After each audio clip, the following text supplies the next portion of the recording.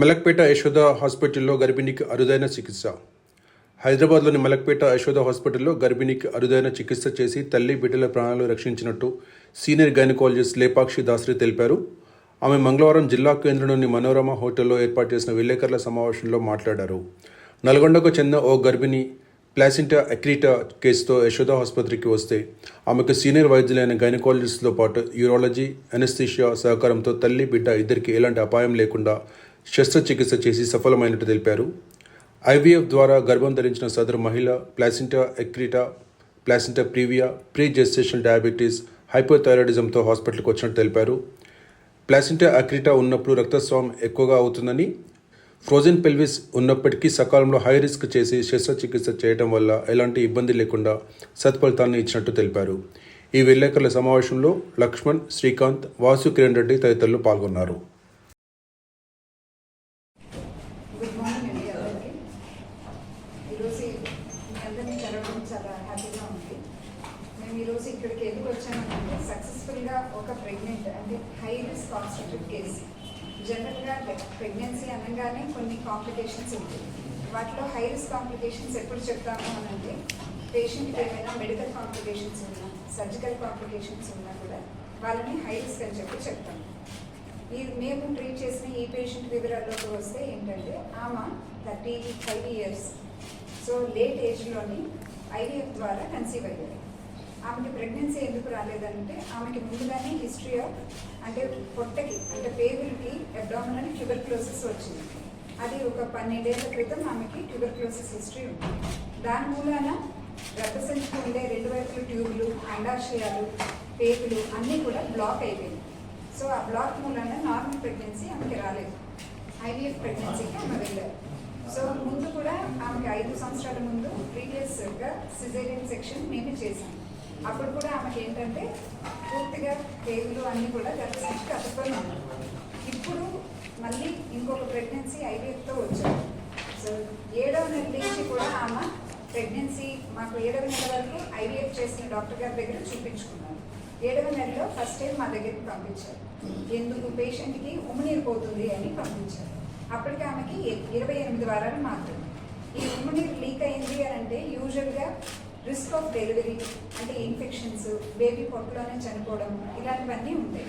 ఈ ఉమ్మనీరు లీక్ అయ్యే పరిస్థితి ఎందుకు వచ్చింది అని అంటే ఆమెకి షుగర్, బీపీ, థైరాయిడ్ అన్నీ కూడా ఉన్నాయి ఈ ప్రెగ్నెన్సీ. అది కాకుండా ఆమె ఓవర్ వెయిట్, నార్మల్గా కన్నా 104 కిలోలు ఉంది ఆమె ఓవర్ వెయిట్ ఉన్నారు. సో ఉమ్మనీరు లీక్ అవుతుంది. కానీ మాయ పొజిషన్ స్కాన్స్ ద్వారా చూసుకుంటే మాయ అన్నది ముందు సిజేరియన్ సెక్షన్ నుంచి ఆ కుట్ల దగ్గర నుంచి గట్టిగా అతుక్కొని ఉంది. దాన్ని ప్లసెంటా ఎక్రీటా అంటారు మనం.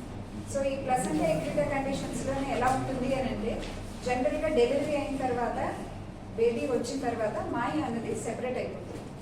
ఈమెకి ప్లసెంటా ఎక్రీటా అనే కండిషన్స్లో ఏంటి అంటే మాయ గట్టిగా అతుక్కొని దాని నుంచి ఎక్కువ బ్లీడింగ్ అంటే నార్మల్ డెలివరీలోనే అయ్యేది ఎంత 500 నుంచి మ్యాక్సిమం 700 ml అంతే అవుతుంది.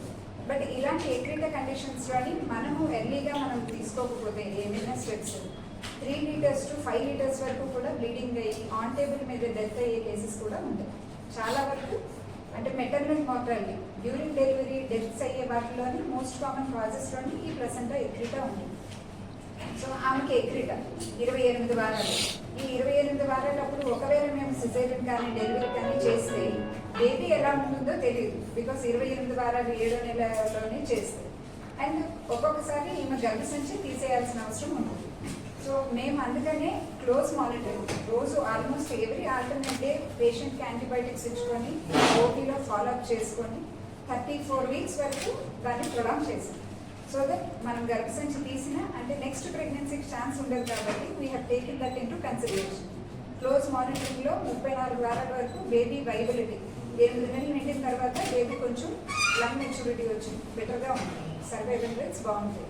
సో బేబీ లంగ్ మెచ్యూరిటీ కోసం 34 weeks వరకు ఎవ్రీ ఆల్టర్నేట్ డే రోజు ఓపీలో చూసుకొని అంత మేనేజ్ చేసుకొని ముందుగానే ఎక్రీటా అని తెలిసి సో ఆమెని ఒకరోజు ఎలక్టివ్గా సర్జరీ అనేది పోస్ట్ చేసుకునేటప్పుడు కూడా ఆమెకున్న ప్రీవియస్ కండిషన్స్ ఏదైతే టీబీ ఉందో, టీబీ ఉన్న వాళ్ళకి మా ప్లాన్ ఏంటి గర్భసంచి తీయాలి అనేది.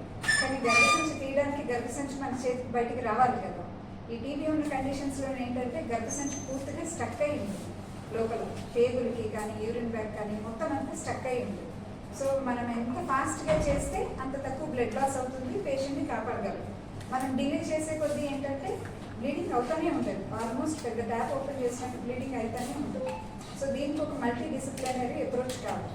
లైక్ మేము అనస్థెటిస్ట్ ముందుగానే చెప్పాము, స్టార్ట్ అవుతుంది బ్లీడింగ్ అనగానే మేము 10 బ్లడ్స్ అనేది రెడీ పెట్టుకున్నాం. ఎంత బ్లీడ్ అవుతుందో తెలియదు కాబట్టి సో బ్లడ్ రెడీ పెట్టుకున్నాము. అనస్థీషియా టీం కూడా ఒకరు ఉన్నారు, 3 ఉన్నారు. అండ్ అవసరమైతే సర్జన్ హెల్ప్, యూరాలజిస్ట్ హెల్ప్ ఇవన్నీ కూడా పెట్టుకున్నాం. స్టార్ట్ చేయడమే 2 గైనకాలజిస్ట్ని మొదలు పెట్టాం. అంటే ఫర్ ప్రిపేర్నెస్, అంటే మనం ఎక్కడ డిలే అవ్వకూడదు, పేషెంట్ ఎలా అయినా మంచిగా బయటికి రావాలి.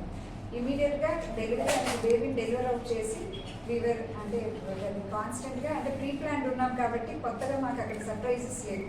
సో ప్లాన్డ్గా ఎటువంటి ఇంజరీ అంటే పేగులకి కానీ యూరిన్ బ్యాగ్ కానీ ఇంజరీ అవ్వకుండా గర్భసంచిని తీయగలుగుతాం. సో ఆ విధంగా పేషెంట్ తర్వాత ఎండోక్రైనాలజిస్ట్ మెడికల్ సపోర్ట్ అని చూసుకొని బీపీ షుగర్ అన్ని కంట్రోల్లోకి వచ్చి పేషెంట్ని 3rd డేని డిశ్చార్జ్ చేసేసాం. ఆ విధంగా ఇది ఒక హై రిస్క్ కేసు. ఈరోజు నిన్నటి పేషెంట్ వచ్చారు చెకప్కి, 10 డేస్ అయిపోయింది. పేషెంట్ కుట్లు అవి కూడా తీసేసాము. పేషెంట్ కంఫర్టబుల్, బేబీ మదర్తోనే ఉంది. So baby is also fine. 34 వారాలు అనగానే అది ప్రీటర్మ్ బేబీ అవుతుంది. సో జనరల్గా 28 వారాలు ఉన్నా కూడా మా దగ్గర అయితే ఫెసిలిటీస్ ఉన్నాయి. 28 వారాల బేబీని కూడా రెసిస్టేట్ చేయడానికి మా దగ్గర నియోనెటల్ NICU టీమ్ అంతా కూడా రెడీగా ఉంది. అయినప్పటికీ ఫస్ట్ ఎప్పుడు కూడా ఎంతవరకు అయితే అంతవరకు గర్భంలోనే బేబీ పెరగడానికి ట్రై చేస్తాం. సో 34 వీక్స్ అప్పుడు ఆ బేబీ 2 కిలోల బేబీ 1.93 kgs బేబీ పుట్టింది. ఆ బేబీని కూడా 5 డేస్ 6 డేస్ ఐసీలో ఉంచారు. ఐసీలో ఉంచి బేబీ మంచిగా అయిన తర్వాత బేబీకి ఇన్ఫెక్షన్స్ ఏమీ లేవు, షుగర్స్ అన్ని బాగున్నాయి అని చెక్ చేసుకొని బేబీని కూడా మదర్ సైడ్కి షిఫ్ట్ చేసి మంచిగా డిశ్చార్జ్ అయ్యారు. సో మా దగ్గర ఉండే అడ్వాంటేజ్ ఏంటి అంటే ఇది ఏ హాస్పిటల్లోనే నేను ఇంకొక హాస్పిటల్లో చేస్తే చేయగలనా అంటే కాదు, మల్టీ డిసిప్లినరీ అప్రోచ్ ఉండాలి. సో ఒక టీమ్ అంటూ ఉండాలి. ఫస్ట్ కానీ anaesthesia team, surgical team and ICU team and NICU team, paediatric team. So ఇవన్నీ కూడా కోఆర్డినేటెడ్గా ముందుగానే మేము అంతా కోఆర్డినేట్ చేసుకొని ప్లాన్ చేసుకుంటేనే ఇలా మంచి అవుట్కమ్ అయితే తెప్పించుకుంది. కామన్గా ఏంటంటే ప్రిపేర్నెస్ లేని కేసెస్లోని మన దగ్గర మోర్టాలిటీ రేట్స్ అనేవి ఉన్నాయి. తెలంగాణ మోర్టాలిటీ రేట్ కూడా బెటర్ రేట్. వాటిలోని ప్రిపేర్నెస్ లేని హాస్పిటల్లో 7% డెత్స్ ఉంటాయి. 7% మోర్టాలిటీ రిస్క్ ఉంది ఈ కేసెస్. అంటే ఆన్ టేబులే మనం సరే అంత ఫాస్ట్గా బ్లడ్ లెక్కించకపోయినా, ఒకవేళ సర్జరీ ఫాస్ట్గా చేసి గర్భసంచి తీయకపోయినా 7% రేట్స్ ఆఫ్ మెటర్నల్ డెత్స్ ఉంటాయి. బట్ వెల్ ప్లాన్డ్ హాస్పిటల్స్లో మాత్రం ఈ డెత్స్ రేటు ఆల్మోస్ట్ 0.3 to 0.5% ఉంది. సో ఆ విధంగా we succeeded in this case. So ఆ హీలింగ్ ప్రాసెస్ సరిగ్గా లేనప్పుడు ఏంటంటే IVF కానీ ఏ విధంగానైనా ప్రెగ్నెన్సీ వచ్చినప్పుడు మాయ వెళ్ళి అక్కడ కూర్చునే ఛాన్సెస్ ఉంటాయి. మాయ ఏంటంటే చెట్టు వేరేలాగా గర్భసంచి పొరల్లోకి పెరుగుతుంది. దాన్ని క్రిటా అంటారు. అది అంటే 1st grade, 2nd grade, 3rd grade అలా ఉంటుంది. పూర్తిగా గర్భసంచి బయటికే పెరుగుతుంది. మా దగ్గర అయిన కేసెస్లో కొన్ని అంటే బయట నుంచి మాకు రిఫరల్ కేసెస్ వస్తాయి కదా, ఈ గర్భసంచి లోపల ఉన్న మాయ అన్నది యూరిన్ బ్యాగ్లో కూడా పెరిగిన ప్లేసెస్ ఉన్నాయి. సో ఇవన్నీ ఏంటంటే ముందు అయినా ఆపరేషన్స్ అండ్ సెకండ్ ఏంటి అని అంటే ఇన్ఫెక్షన్స్, ఈ రెండింటి మూలాన ప్రెసెంట్ ఎక్కువగా వచ్చే ఛాన్సెస్ ఉన్నాయి. IVFకి దీనికి అయితే సంబంధం లేదు. బట్ IVF వల్లనే ప్రెగ్నెన్సీ వచ్చిందా, లేకపోతే ఈమె కండిషన్లో టీబీ ఉన్న కండిషన్లో ఆమెకి ప్రెగ్నెన్సీ వచ్చే ఛాన్సెస్ కూడా లేదు. ఒకటి ఏంటంటే ఇక్కడ మన దగ్గర ఉన్న మలక్పేట యూనిట్లో మరైన్ చైల్డ్ డిపార్ట్మెంట్తో పాటు critical care department colour sir గారు, ఆయన కానీ యూరాలజిస్ట్లో సార్ యూరాలజీ డిపార్ట్మెంట్ ఆయన కానీ, మళ్ళీ గైనకాలజీలో 2 డాక్టర్స్ ఉన్నారు. వీళ్ళందరూ కలిసి కరెక్ట్గా చేసిన సర్జరీ వల్ల ఆ పేషెంట్ గారు, ఆ బేబీ గారు ఆరోగ్యంగా బయటకు వచ్చారు. మేజర్గా ఏంటంటే ఒక గైనకాలజిస్ట్, ఒక పీడియాట్రిషియన్ ఉన్న ప్లేస్లలో ఇటువంటి సర్జరీస్ కుదరవు. దీనికి ఖచ్చితంగా మల్టీ డిసిప్లినరీ అనగా ఏంటంటే అన్ని డిపార్ట్మెంట్, ఎండోక్రైనాలజీ ఉండాలా, ఫిజిషియన్ ఉండాలా, దాంతోపాటు సర్జన్స్ ఉండాలా, క్రిటికల్ కేర్ డిపార్ట్మెంట్ ఉండాలా, ఎమర్జెన్సీ డిపార్ట్మెంట్ ఉండాలా, బ్లడ్ బ్యాంక్ కంపల్సరీ ఉండాలా, ఇష్టపడ అన్ని ఒక రకంగా ఒకటే రూఫ్ కింద అన్ని డిపార్ట్మెంట్ కలిసి ఉన్నప్పుడు మాత్రమే ఇటువంటి సర్జరీస్కి పాసిబిలిటీ ఉంటుంది. ఇటువంటి సర్జరీస్ అని చెప్పి రావు. అంటే ఇప్పుడు సడన్గా సర్జరీ పోతాం కదా, అప్పుడే తెలుస్తాయి కొన్ని విషయాలు. కొన్ని ఆల్రెడీ ప్లాన్ ఉంటాయి.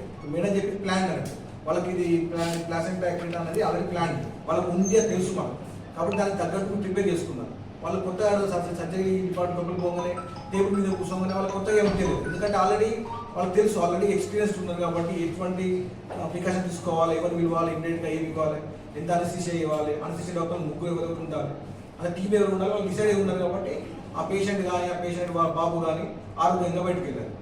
ముఖ్యంగా ఆ విషయం మాత్రం ఏంటంటే ఇప్పుడు మేము కూడా మలక్పేటలో కూడా మదర్ చైల్డ్ అనేది ఉంది, కాకపోతే మేము దాన్ని ఎక్కువ అగ్రెసివ్గా ప్రమోట్ చేయలేదు, ఎందుకంటే అందరికి తెలుసు. సో ఇప్పుడు మేము ఏంటంటే ఇటువంటి babies develop pre term babies అంటారు, అంటే ముందు ప్రీ బర్త్ అంటే 9 నెలలు 7 నెలలు 6 నెలలు పుట్టిన వాళ్ళు కూడా మన దగ్గర ట్రీట్మెంట్ ఉంది. ఎన్ఐసి ఫెసిలిటీ చాలా బాగుంది. న్యూరాలజిస్ట్ ఉన్నారు, 3 డాక్టర్స్ ఉన్నారు, పీడియాట్రిషియన్ 3 డాక్టర్స్ ఉన్నారు, గైనకాలజిస్ట్ వీ హ్యావ్ 4 డాక్టర్స్ ఉంటారు. So big team is our team, చాలా పెద్ద టీమ్ ఉంది మన దగ్గర.